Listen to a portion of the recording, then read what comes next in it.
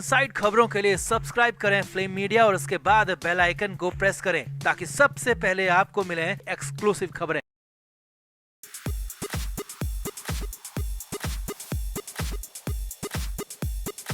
महाराष्ट्र में हिंदी और मराठी का मुद्दा गर्माता ही जा रहा है। राज ठाकरे की पार्टी के लोग मराठी बोलने को लेकर ज्यादा आवेश में आ चुके हैं। किसी को भी पीट रहे हैं, किसी को भी धमका रहे हैं। लेकिन अब भोजपुरी स्टार पवन सिंह ने राज ठाकरे को ही कड़ी फटकार लगाई है। भोजपुरी स्टार पवन सिंह ने साफ साफ कहा है कि मैं मुंबई में रहता हूँ, मुंबई में काम करता हूँ, नहीं बोलूंगा मैं मराठी, जो करना है कर लो। इतना ही नहीं, पवन सिंह ने तो ये भी कह दिया कि मुझे मारना है तो मार डालो, लेकिन मैं मराठी नहीं बोलूंगा। तो पवन सिंह ने राज ठाकरे को और क्या कुछ कहा, ये सब कुछ आपको बताते हैं। आप भी वीडियो को शेयर करें और पवन सिंह के इस पूरे बयान पर हिंदी मराठी विवाद पर अपनी राय कमेंट बॉक्स में जरूर दें।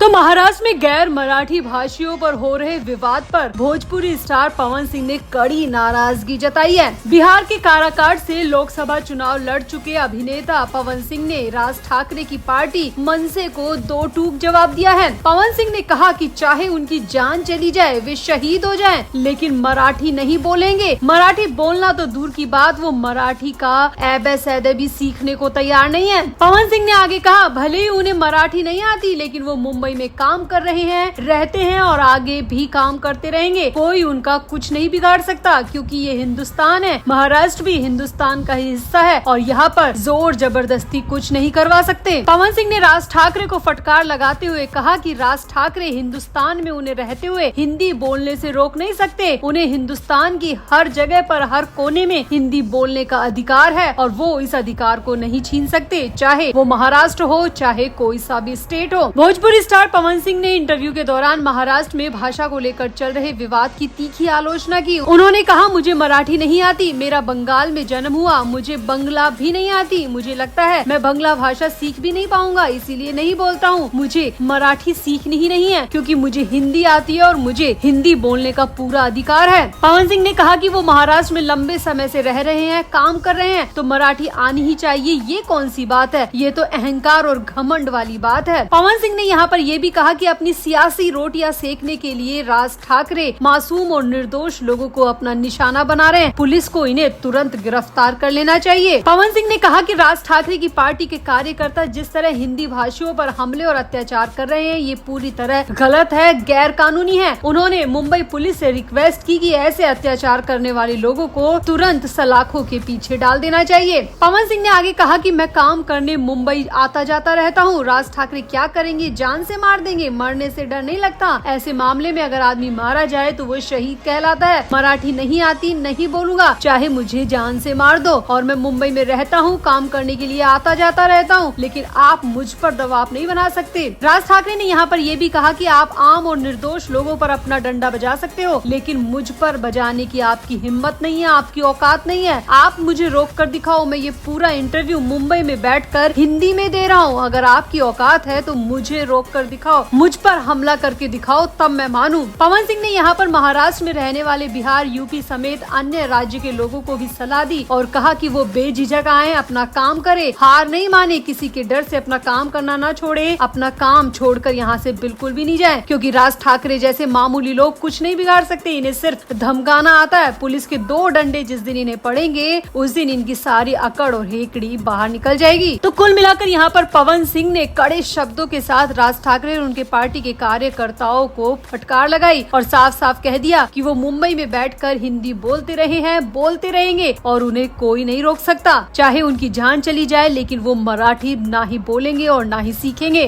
तो पवन सिंह की इस फटकार पर आपका क्या कहना है? क्या पवन सिंह भी महाराष्ट्र की राजनीति में कूदने की कोशिश कर रहे हैं, या फिर वो वाकई में हिंदी मराठी भाषा के विवाद को लेकर गुस्साए हुए हैं? आपको क्या लगता है? आप भी अपनी राय कमेंट बॉक्स में जरूर दें और वीडियो को भी शेयर करें। तो शिवसेना यूबीटी के नेता संजय राउत ने महाराष्ट्र के उप मुख्यमंत्री एकनाथ शिंदे पर तंज कसा है, बहुत बड़ा आरोप लगाया है और कहा है कि शिंदे मुख्यमंत्री बनने के लिए इतने बेताब है कि उन्होंने शिवसेना को बीजेपी में मिलाने की पेशकश तक कर दी है। इतना ही नहीं, संजय राउत ने तो ये भी दावा किया कि एकनाथ शिंदे ने हाल ही में दिल्ली में केंद्रीय गृह मंत्री अमित शाह से मुलाकात के दौरान मुख्यमंत्री देवेंद्र फडणवीस की शिकायत भी की है। जी हाँ, संजय राउत ने ये बहुत बड़ा दावा किया है और इस दावे से हर कोई हैरान है। अब सबसे बड़ी बात ये है कि संजय राउत सिर्फ दावा प्रेस कॉन्फ्रेंस के सामने नहीं कर रहे, बल्कि उनका सीधा सा मकसद है देवेंद्र फडणवीस के कान भरना। संजय राउत का इस प्रेस कॉन्फ्रेंस का सीधा सा मतलब है कि वो देवेंद्र फडणवीस को एकनाथ शिंदे के खिलाफ कान भरना चाहते हैं, बहकाना चाहते हैं, फुसलाना चाहते हैं, ताकि देवेंद्र फडणवीस उन्हें डिप्टी सीएम के पद से हटा दे और एकनाथ शिंदे कहीं के ना रहे। अब एकनाथ शिंदे से संजय राउत और उद्धव ठाकरे की जानी दुश्मनी है, ये हर कोई जानता है। पार्टी के दो फाड़ एकनाथ शिंदे की वजह से ही हुई, या यूँ कहे कि उद्धव ठाकरे की नासमझी की वजह से हुई। एकनाथ शिंदे पहले मुख्यमंत्री बने और अब फिलहाल वो डिप्टी सीएम के पद पर हैं। अब एकनाथ शिंदे की यही सफलता कहीं ना कहीं संजय राउत और उद्धव ठाकरे को चुभ रही है। इसीलिए संजय राउत ने प्रेस कॉन्फ्रेंस की, बाकायदा शिंदे पर बड़े बड़े आरोप लगाए और बड़े बड़े दावे भी किए। पत्रकारों से बात करते हुए संजय राउत ने कहा कि एकनाथ शिंदे ने अमित शाह से जाकर दिल्ली में मुलाकात की है और कहा है कि फडणवीस उन्हें काम नहीं करने दे रहे, उनके विधायकों के खिलाफ जांच करवा रहे हैं, इसीलिए वो खफा है और फडणवीस की शिकायत अमित शाह तक पहुंचाने का आरोप भी संजय राउत ने लगाया है।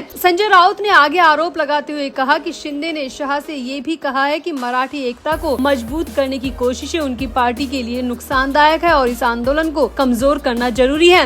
राउत ने आगे दावा किया कि शिंदे ने अमित शाह को कहा है कि उन्हें मुख्यमंत्री बना दिया जाए, तो इस तरह की गतिविधियों पर आसानी से रोक लगाई जा सकती है और महाराष्ट्र की राजनीति में स्थिरता आ सकती है, क्योंकि फडणवीस से ये मामले सब सुलझ नहीं रहे हैं। फडणवीस ये सारे मामले समेटने में नाकामयाब हो रहे हैं। अब ये सब आरोप संजय राउत ने लगाए हैं। संजय राउत ने आगे ये भी कहा कि जब अमित शाह ने कहा कि मुख्यमंत्री पद भाजपा का होगा, यानी भारतीय जनता पार्टी का होगा, तो एकनाथ शिंदे ने शिवसेना को बीजेपी में मिलाने की बात भी कही है। राउत ने कहा कि मुख्यमंत्री बनने की इतनी जबरदस्त इच्छा शिंदे की है कि वो अपनी पार्टी को बीजेपी में विलय तक करने को तैयार हैं। अब ये पहली बार नहीं है जब संजय राउत ने शिंदे गुट या बीजेपी को लेकर इस तरह के दावे किए हैं। पहले भी संजय राउत दावा कर चुके हैं कि शिवसेना मंत्री उदय सामंत महाराष्ट्र के तीसरे उप मुख्यमंत्री बन सकते हैं और उनके और शिंदे के बीच मतभेद है। उन्होंने तो ये भी कहा था कि शिंदे के गुवाहाटी स्थित कामाख्या मंदिर दौरे के दौरान जिस भैंसे की बलि दी गई थी, उसके सींग मुख्यमंत्री निवास वर्षा में गाड़ दिए गए थे ताकि ये पद किसी और को मिल न सके। यानी कि कुल मिलाकर संजय राउत एकनाथ शिंदे को लेकर पहले भी कई गंभीर आरोप लगा चुके हैं और अब तो संजय राउत ने सीधे फडणवीस के कान भर दिए और ये कह दिया कि एकनाथ शिंदे ने अमित शाह से जाकर मुलाकात की है और उन्होंने मुख्यमंत्री बनने की इच्छा जताई है और देवेंद्र फडणवीस को मुख्यमंत्री पद से हटाने की मांग की है और कहा है कि फडणवीस महाराष्ट्र के संवेदनशील मुद्दों को सुलझा नहीं पा रहे हैं, इसीलिए महाराष्ट्र की राजनीति में अस्थिरता आ रही है। इतना ही नहीं, राउत ने तो ये भी आरोप लगा दिया कि शिंदे मुख्यमंत्री बनने के लिए अपनी पार्टी का विलय बीजेपी में भी कर सकते हैं। इस तरीके से संजय राउत ने न सिर्फ एकनाथ शिंदे पर तमाम आरोप लगा दिए, साथ ही साथ फडणवीस के कान भरने में भी राउत कहीं न कहीं सफल नजर आ रहे हैं, क्योंकि फडणवीस तक भी संजय राउत का संदेश पहुंच चुका है कि एकनाथ शिंदे ने अमित शाह से जाकर मुलाकात की है। इसीलिए संजय राउत ने लगे हाथों देवेंद्र फडणवीस से चौकन्ना तक रहने की बात कही है और कहा है कि जितना जल्दी हो सके एकनाथ शिंदे को अलविदा कर दो, नहीं तो वो आप पर ही भारी पड़ जाएगा।